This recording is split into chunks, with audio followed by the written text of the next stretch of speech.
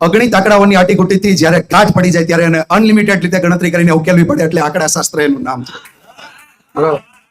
અને આ આંકડા શાસ્ત્રમાં 2014 થી મેં મારી ટીચિંગ લાઈફની જર્ની ચાલુ કરી. પહેલા વર્ષે 23 વિદ્યાર્થીઓની ઓફલાઈન બેચમાં 2 વિદ્યાર્થીઓને 100 માંથી 100 અને 5 વિદ્યાર્થીઓને 90+ માર્ક્સ પહેલા જ વર્ષે અપાવ્યા હતા.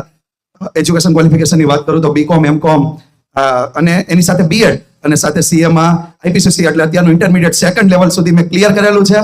બાકી જો વિદ્યાકુલની સાથેની જર્નીની વાત કરીએ ને તો આજ પણ એવા ઘણા બધા વિદ્યાર્થીઓ દરેક રિઝલ્ટ વખતે કહે છે ટોપર તો દર વર્ષે આપીએ છીએ, પણ જે લોકો જેમ 2 વર્ષ, 5 વર્ષ, 10 વર્ષ પહેલા સૌથી વધારે જો ફેલ થતા હોય ને તો એ વિદ્યાર્થીઓ હતા આંકડા શાસ્ત્રના. અને એનો અભ્યાસ છોડી દીધો હોય ને ત્યાર પછી એ વિદ્યાકુલ સાથે જોડાય અને એનું આંકડા શાસ્ત્ર વિષય પાસ કરીને 12માનું પાસનું રિઝલ્ટ મેળવે છે ને એનો મને સંતોષ છે.